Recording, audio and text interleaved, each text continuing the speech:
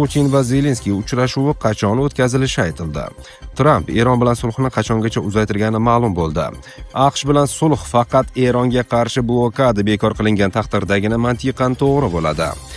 Xitoy harbiy kemalari Okinawa orollari yaqinidan o'tdi. Mintaqada keskinlik kuchaymoqda. Livan Isroil qo'shinlarining to'liq olib chiqilishini talab qilmoqda. Jiddiy xavf. Emomali Rahmon suv taqchilligidan xavotir bildirdi. Endi esa batafsil. Prostatit, ikkilamchi bepushtlik, tez peshob, tahorat buzilishidan aziyat chekmoqdamisiz? Jinsiy zaiflik yoki yallig'lanish sizni qiynayaptimi? Endi bu muammolarni birinchi haftaning o'zidayoq bartaraf etishingiz mumkin. Vulkan erkaklar uchun jinsiy faollikni tiklashga, yallig'lanishni yo'qotishga va sog'lig'ingizni yaxshilashga yordam beradi. Batafsil ma'lumot uchun quyidagi raqamlarga qo'ng'iroq qiling. Mahsulot yetkazib berish O'zbekiston bo'ylab mutlaqo bepul. Jiddiy xavf. Emomali Rahmon suv taqchilligidan xavotir bildirdi. Tojikiston prezidenti Emomali Rahmon Markaziy Osiyo davlatlarini iqlim va suv bo'yicha qo'shma choralar ko'rishga chaqirdi. Bu haqda u 22-aprel kuni Ostona shahrida o'tkazilgan mintaqaviy ekologik sammitda so'z ochdi. U nutqi davomida iqlim o'zgarishi, ekotizimlar degradatsiyasi, suv resurslari taqchilligi va tabiiy ofatlar hamda mintaqa ham butun dunyo uchun jiddiy xavfga aylanayotgani, bu esa birgalikda harakat qilishni talab etishini qayd etdi. Emomali Rahmon Tojikiston hududida Markaziy Osiyo suv resurslarining 60% gacha qismi shakllanishini qayd etib, mamlakat tog' ekotizimlarining mintaqani suv bilan ta'minlash va barqaror rivojlantirishdagi muhim roliga to'xtalgan. Butun dunyoda kuchayib borayotgan muzliklarning jadal erishi jarayoniga alohida e'tibor qaratilgan. Prezidentning so'zlariga ko'ra, bu suv balansining buzilishiga olib keladi, atrof muhit uchun xavf tug'diradi va suv bilan bog'liq tabiiy ofatlar xavfini oshiradi. Shuningdek, mintaqa mamlakatlarida aholi salomatligi va atrof muhitga salbiy ta'sir ko'rsatayotgan chang bo'ronlarining chastotasi va davomiyligi ortib borayotgan xavotirli tendensiya ekani qayd etilgan. Emomali Rahmon Tojikistonning Dushanbe suv jarayoni doirasida suv va iqlim sohasidagi global kun tartibini ilgari surish borasidagi doimiy sa'y-harakatlarni eslatib o'tgan.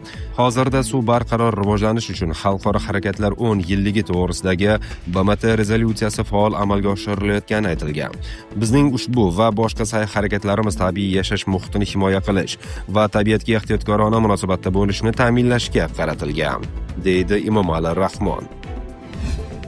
AQSh bilan sulh faqat Eronga qarshi blokada bekor qilingan taqdirdagina mantiqan to'g'ri keladi.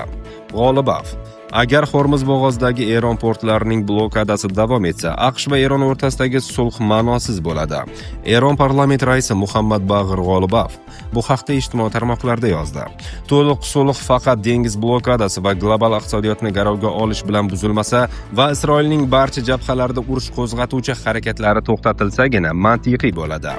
G'olibovning so'zlariga ko'ra, agar sulh buzilsa, Hormuz bo'g'ozini kemalar uchun to'liq ochish mumkin emas. Ular o'z maqsadlariga harbiy tajovuz orqali erisha olishmadi va qo'rqitish orqali ham erisha olmaydilar.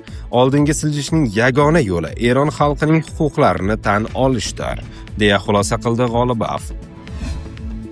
Putin va Zelenskiy uchrashuvi qachon o'tkazilishi aytildi.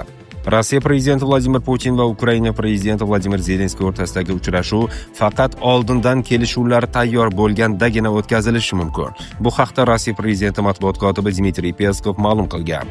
Uning so'zlariga ko'ra, bunday uchrashuvning asosiy maqsadi erishilgan kelishuvlarni yakunlashdan iborat bo'ladi. Eng muhimi uchrashuvning maqsadi. Nima uchun uchrashish kerak? Putin istalgan vaqtda Moskvada uchrashishga tayyorligini aytgan. Asosiysi uchrashuvdan maqsad bo'lishi va u natija berish kerak. Bunday uchrashuv faqat kelishuvlarni yakunlash uchun o'tkazilishi mumkin, dedi Kreml vakili. Aprel o'rtalarida Ukraina tashqi ishlar vaziri Andrey Sbiga Kiyev, Zelenskiy va Putin uchrashuvini Turkiyada o'tkazishga tayyorligini bildirgan. Ukraina tomoni sammitda Turkiya prezidenti Rajab Toyyib Erdo'g'an va AQSh prezidenti Donald Tramp ham ishtirok etishini istamoqda. Xitoy harbiy kemalari Okinawa orollari yaqinidan o'tdi. Mintaqada keskinlik kuchaymoqda. Xitoy Xalq ozodlik armiyasining Sminets boshchiligidagi harbiy kemalar guruhi Yaponiyaning Okinawa prefekturasi tarkibidagi orollar oralig'idagi suv yo'lidan o'tdi. Xitoy tomoni buni Tinch okeanidagi uzoq masofali o'quv mashg'ulotlaridan qaytish deb izohladi. Xitoy Xalq ozodlik armiyasining sharqiy qo'mondonligiga tegishli bo'lgan ushbu guruh Periyomoti orollari oralig'idagi tor yo'lakdan harakatlangan. Mazkur suv yo'lining kengligi taxminan 65 km bo'lib, Yaponiya o'z hududiy suvlarini buzib o'tgan har qanday xorijiy kemaga nisbatan chora ko'rish huquqini o'zida saqlab qoladi. Ushbu harakatlar Yaponiya esmiyetining Tayvan bo'g'ozi orqali o'tganiga Pekinning javobi sifatida ko'rilmoqda. Xitoy rasmiylari Yaponiyaning harakatlarini qasddan qilingan provokatsiya va suverenitetga tahdid deb atagan edi.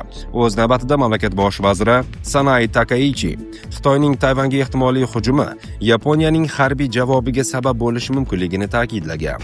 Tayvandan atigi 110 km uzoqlikda joylashgan Yonaguni oroli ayni damda har ikki davlatning harbiy diqqat markazida bo'lib turibdi. Livan Isroil qo'shinlarining to'liq olib chiqilishini talab qilmoqda. Qo'shma Shtatlar mintaqadagi doimiy ichki kelishmovchiliklar va davom etayotgan keskinliklarga qaramay, payshanba kuni Livan va Isroil o'rtasidagi muzokaralar davom etishini e'lon qildi. Livan hukumati har qanday kelishuvning asosiy sharti mamlakat janubidan Isroil kuchlarini to'liq olib chiqish bo'lishi kerakligini ta'kidlamoqda. Beyrut bu chegara hududlarini barqarorlashtirish va mahalliy aholi uchun normal hayotni tiklash uchun zarurligini ta'kidlamoqda. Bu pozitsiyani Hizbulloh ham qo'llab-quvvatlaydi. U ham Isroil qo'shinlarini to'liq olib chiqishni talab qilmoqda. Biroq harakat Isroil bilan to'g'ridan-to'g'ri muzokaralarga qarshi va Livan hukumatining bunday muloqotlarda ishtirok etishini qo'llab-quvvatlamaydi. Hizbulloh vakillarining so'zlariga ko'ra, mamlakatda butun Livan nomidan to'g'ridan-to'g'ri muzokaralar olib borishga imkon beradigan yagona siyosiy kelishuv yo'q. Ular umumiy ichki kelishuvsiz erishilgan har qanday kelishuv qonuniy deb hisoblanmasligi haqida ogohlantirmoqda. Vaziyat Livandagi chuqur ichki kelishmovchilikni aks ettiradi. Hukumat xalqaro ko'mak bilan diplomatik yechim izlamoqda. Hizbulloh esa Isroil kuchlari to'liq olib chiqilgunga qadar qarshilikni davom ettirishda turibdi. Muzokaralar jarayoni AQSh vositachiligida davom etmoqda. U chegarada keskinlikni kamaytirishga va yanada kuchayishining oldini olishga harakat qilmoqda. Tramp Eron bilan sulhni qachongacha uzaytirgani ma'lum bo'ldi. AQSh prezidenti Donald Tramp Eron bilan tuzilgan vaqtinchalik sulh muddatini 26-aprel yakshanbagacha uzaytirdi. Bu haqda o'z manbalariga tayanib Ynet nashri xabar qilgan. Ma'lumotlarga ko'ra, Oq uy bu qaror haqida Isroil tomonini ham oldindan xabardor qilgan. Tramp sulh muddatini uzaytirish haqida 21-aprel kuni e'lon qilgan. Bu qaror Tehron o'sha kuni Pokistonda rejalashtirilgan muzokaralarni e'tiborsiz qoldirgani va AQSh talablariga javob bermaganidan so'ng qabul qilingan. Oq uy rasmiy ravishda aniq yakuniy muddatni e'lon qilmagan. Prezident matbuot kotibi Caroline Levittning aytishicha, Tramp qat'iy muddat belgilamagan va o't ochishni to'xtatish rejimini saqlab turibdi. Butunlay mag'lub etilgan rejimga ma'lum darajada moslashuvchanlik ko'rsatmoqda. Hozirda Washington Eron tomonidan AQSh takliflariga qandaydir javob kutmoqda. Levittning ta'kidlashicha, Tehronda ichki kelishmovchiliklar mavjud.